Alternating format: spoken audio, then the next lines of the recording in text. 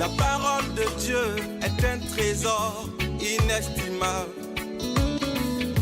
Ne laisse pas ta Bible fermée. Oh non, non. Lis-la, médite-la, nourris-toi. Lis-la, médite-la, nourris-toi. Bonjour. Comment puis-je connaître ce que Dieu veut pour moi? Comment savoir quelle est sa volonté pour moi dans l'un ou l'autre choix que je dois faire? La question pratique est essentielle pour un chrétien s'il ne veut pas se tromper et s'égarer dans une mauvaise direction. Car bien entendu, il ne va en aucun cas recourir pour cela à toute forme de voyance ou de divination, ce que Dieu a fermement interdit à ses enfants comme un mensonge, comme une abomination, et cela dès les temps les plus anciens de leur histoire. Et puis, bien sûr, inutile, et surtout il serait faux de chercher dans les astres, les cartes ou tout autre signe surnaturel. Ce n'est pas ainsi que Dieu parle à ceux qui vivent de son amour et qui veulent lui faire confiance pour leur existence tout entière. Mais alors comment, maintenant, et où chercher la volonté de Dieu? Comment la trouver? Eh bien, permettez-moi une petite parabole toute personnelle et sans autre prétention que d'être un moyen mnémotechnique pour que nous nous souvenions de ce que le Seigneur souhaite pour chacun d'entre nous. Regardez votre main. Il y a bien sûr 2 pouces et 4 autres doigts. Eh bien, j'y reviendrai pour vous dire ce que j'en pense et ce que nous pouvons en retenir. C'est vrai qu'avant de connaître le Christ comme notre Seigneur et Sauveur, c'est vrai que nous faisions tout selon notre propre volonté. Nous nous servions nous-mêmes en somme, et nous faisions tout pour notre propre plaisir. Nous étions prêts à faire tout ce qui nous plaisait ou tout ce qui nous rendait heureux. Mais nous l'avons accueilli dans notre existence comme notre Maître, lui, le Seigneur qui nous a appris à le prier en disant « Notre Père qui es aux cieux, que ta volonté soit faite. » Nous lui appartenons, et c'est lui que nous voulons servir, en marchant sur les chemins sur lesquels il nous guidera et nous accompagnera. Et c'est pour cette raison qu'il faut donc qu'un changement radical s'opère en nous. Nous ne devons plus vivre selon nos préférences, mais selon la volonté de Dieu, ne fixant plus notre attention sur nous-mêmes, mais sur le Seigneur. Mais alors comment, maintenant, et où chercher la volonté de Dieu? Comment la trouver? Eh bien, permettez-moi une petite parabole toute personnelle et sans autre prétention que d'être un moyen mnémotechnique pour que nous nous souvenions peut-être de ce que le Seigneur souhaite pour chacun d'entre nous. Cela dit, il est des chrétiens, c'est vrai, qui sont effrayés à l'idée que Dieu puisse vouloir pour eux quelque chose de mauvais qu'ils redoutent et qu'ils ne désirent surtout pas. Et les voilà obsédés par un scénario catastrophe qu'ils se sont eux-mêmes imaginés.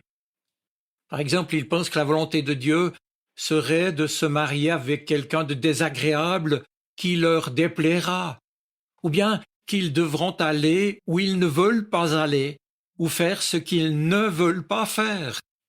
Bref, chez eux, il y a de la peur, de l'incompréhension, et surtout un manque de confiance dans la bienveillante bonté et le meilleur que Dieu souhaite toujours pour eux et pour chacun de nous.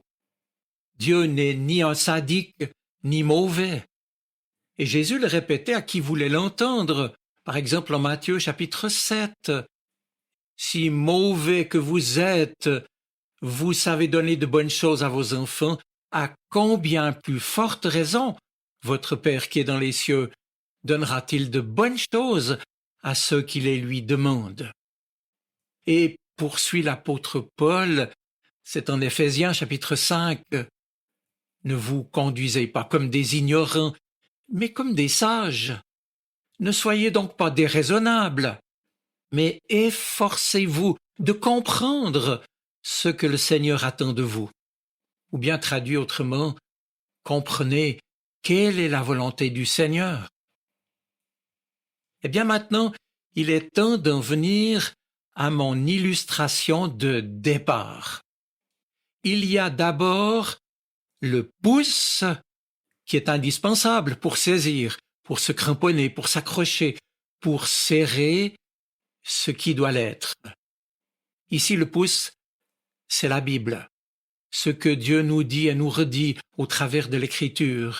Il nous y a exprimé sa volonté pour nous, volonté bonne et généreuse, fruit de son amour, de sa tendresse pour nous. Et cela implique, bien entendu, de prendre du temps pour la lire, la Bible, et l'écouter avec attention. Et pour cela, nous dit encore Paul, écrivant aux Romains, au chapitre 12, je le cite, « Ne vous conformez pas aux habitudes de ce monde, mais laissez Dieu vous transformer et vous donner une intelligence ou une mentalité nouvelle, dit le grec. Vous pourrez alors discerner ce que Dieu veut, ce qui est bien, ce qui lui est agréable et ce qui est parfait. C'est quand Dieu travaille nos cœurs que nous comprenons ce qu'il veut pour nous, ce qui est bien, ce qui lui est agréable, ce qui est bon, ce qui est parfait. Après le pouce, il y a bien sûr l'index, le doigt qui sert à montrer, à désigner, à indiquer. Et j'y vois quant à moi la direction que Dieu nous indique quand nous faisons silence et que nous l'écoutons nous parler dans la prière. La méditation de sa parole permet en effet à l'Esprit Saint qui habite en nous de nous parler pour que nous comprenions ce que Dieu veut pour nous.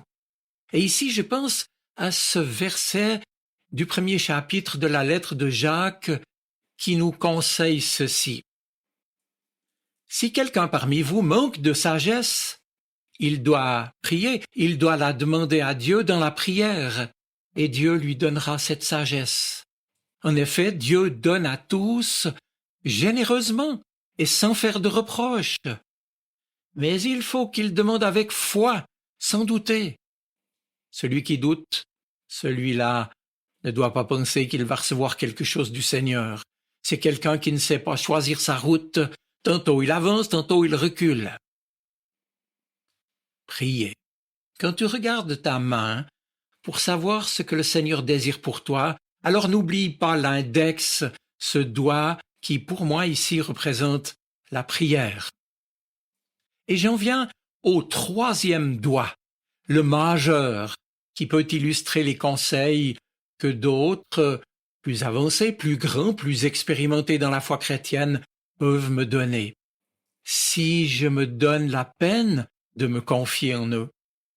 Par leur sagesse, ils sauront me conseiller utilement et certainement m'éviter des erreurs. Mais encore faut-il avoir l'humilité de s'adresser à eux pour cela.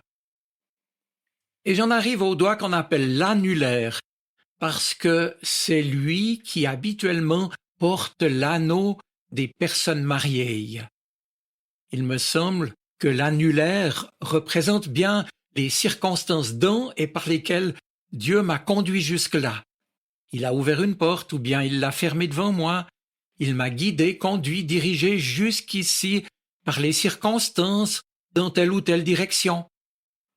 Peut-être n'ai-je en fait pas besoin d'en demander plus au Seigneur. Je suis engagé sur son chemin tel qu'il le veut pour moi. Eh bien, qu'il me conduise plus loin dans cette même direction. Ou alors, au contraire, qu'il m'ouvre une autre porte. Je veux lui faire confiance. Et reprenant l'image de l'annulaire, de l'anneau, je crois parce qu'il a fait alliance avec moi en Jésus-Christ que je lui appartiens, que toute chose concourt au bien de ceux qui aiment Dieu, comme le dit Paul.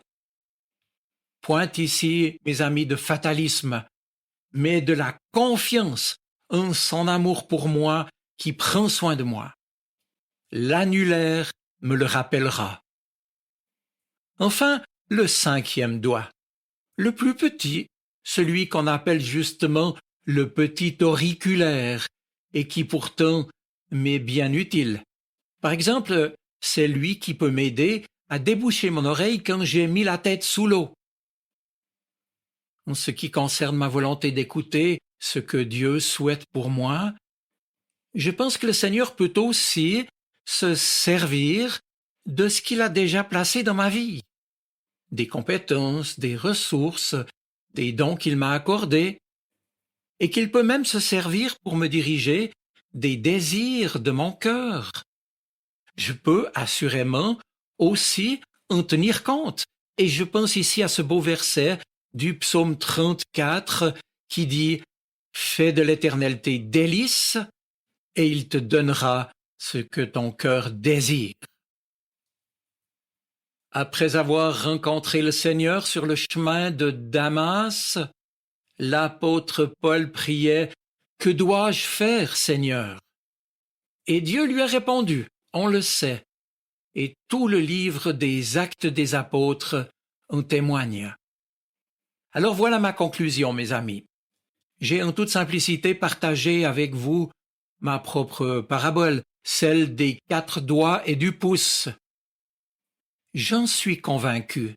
Si tu es sincère et résolu à chercher sa volonté et à écouter sa voix, lui, le Seigneur, t'indiquera ce qu'il veut pour toi et te conduira en prenant soin de toi. Je vous souhaite une bonne semaine. Soyez bénis. Amen. La parole de Dieu est un trésor inestimable. Ne laisse pas ta Bible fermée.